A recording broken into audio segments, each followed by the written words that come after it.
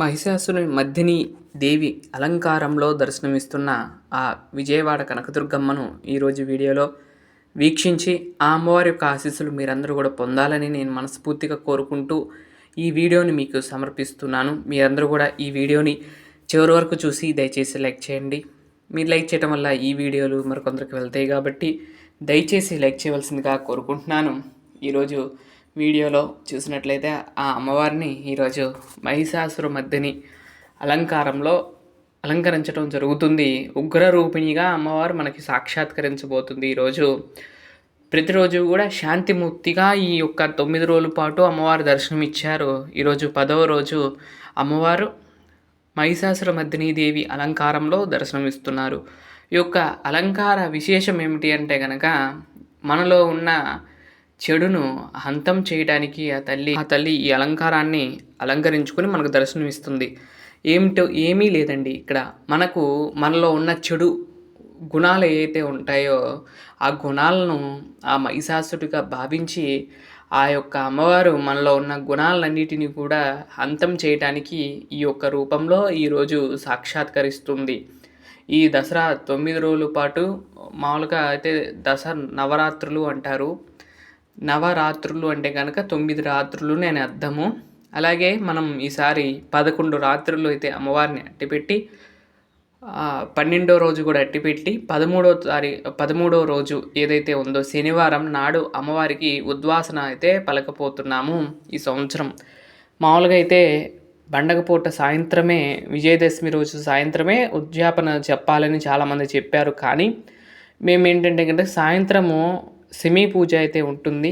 Semi పూజ ఇవన్నీ కూడా ఉంటాయి కాబట్టి అమ్మవారిని ఆ రోజు చెప్పడం ఇష్టం లేక ఆ రోజు నైట్ అంతా కూడా కొంచెం ఎక్కువ పని ఉంటుంది. సెమీ పూజ అని సాయంత్రం ఇవన్నీ కార్యక్రమాలు ఉంటాయి కాబట్టి అందుకని నేను ఏం చేస్తున్నానంటే కనుక అమ్మవారిని మళ్ళీ తర్వాత రోజు శనివారం వచ్చి ఉంటే కనుక అలా తీసేవాళ్ళం. కానీ ఆ రోజు తర్వాత రోజు ఏమో శుక్రవారం రావటం, శుక్రవారం అమ్మవారిని కలుపుకోవడం, శనివారం అయితే అమ్మవారిని ఉద్వాసన అయితే చెప్పబోతున్నాను. కుదిరితే ఆదివారం దాకా ఉంచను. దాదాపు శనివారం అయితే అమ్మవారిని ఉద్వాపన చెప్పి తర్వాత అమ్మవారికి సమర్పించే కార్యక్రమాలన్నీ కూడా ఉంటాయి. ఈ యొక్క కార్యక్రమాలు ఈ సంవత్సరం ఇలా పూర్తయినాయి. అమ్మ తన చేతుల మీదుగా ఈ యొక్క కార్యక్రమాలన్నీ కూడా చేయించుకున్నారు. అలాగే ఆ వినాయకుడి యొక్క ఆశీస్సులతో ఈ దసరా శరన్నవరాత్రులు అంగరంగ వైభవంగా జరిగినాయి అమ్మవారి యొక్క కృపచేత. అలానే స్వామివారి యొక్క పూజా కార్యక్రమాలు కూడా జరగటం చాలా ఆనందాన్ని కలిగించింది. ఈ సంవత్సరం మాత్రం దసరా శరన్నవరాత్రులు నేను మర్చిపోలేని రోజు. ఈ 9 రోజులుగా ఈ 11 రోజుల పాటు నేను ఎప్పుడు మర్చిపోలేను, అంత బాగా జరిగినాయండి ఈ సంవత్సరం. అలాగే దసరా మొదలవ్వే ముందు ఒక శక్తిపీఠానికి వెళ్ళి శక్తిపీఠంలో అభిషేకం చేయించుకోవటం, అమ్మవారికి కుంకుమార్చన చేసుకోవటం అనేది చాలా ఆనందాన్ని కలిగించింది ఈ సంవత్సరం మాత్రం. ఆ ఇద్దరి యొక్క అమ్మల యొక్క కోరిక మేరకే వాళ్ళిద్దరి యొక్క అనుజ్ఞ మేరకే ఇదంతా జరిగిందనే నేను భావిస్తూ ఉంటాను. కాబట్టి అమ్మవారిను చక్కగా నా అందు ఉండి ఇవన్నీ కూడా జరిపించుకున్నారు. ఇంకా జరిపించుకోవాలని, ఇలాంటి మంచి మంచి కార్యక్రమాలన్నీ కూడా చేయించుకోవాలని అమ్మవారిని నేను మనస్ఫూర్తిగా కోరుకుంటున్నాను. ఈ విధంగా ఈ సంవత్సరం దసరా నవరాత్రులు అయితే పూర్తయినాయి. అమ్మవారిని మీరు కూడా దర్శనం చేసుకోండి. మహిషాసురమర్దిని దేవిగా దర్శనమిస్తుంది.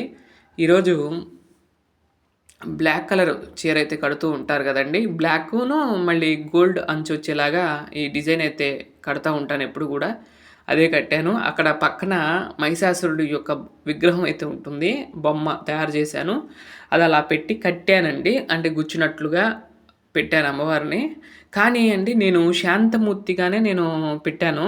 కానీ ఎందుకో అండి ఆ యొక్క నిన్నటి దాకా అలా ఉంది కదండి. ఎప్పుడైతే మనం మహిషాసురమర్దిని అలంకారం చేశామో ఆ యొక్క మోము చూడండి కళ్ళల్లో కానీ ఆ ఉగ్రహం అనేది వచ్చేసింది. ఎప్పుడు కూడా నేనేంటంటే నాలిక పెడుతూ ఉంటాను, కానీ ఈ సంవత్సరం అలా పెట్టలేదండి. ఆ కళ్ళల్లోనే ఈ సంవత్సరం నిన్నటిదాకా శాంతిమూర్తిగా ఉంది, మీరందరూ కూడా చూశారు. కానీ ఈరోజు చూడండి ఉగ్ర రూపిణిగా మనకు దర్శనం ఇస్తుంది. ఎందుకు అంటే కనుక ఆ తల్లి మహిషాసురమర్దిని కాబట్టి.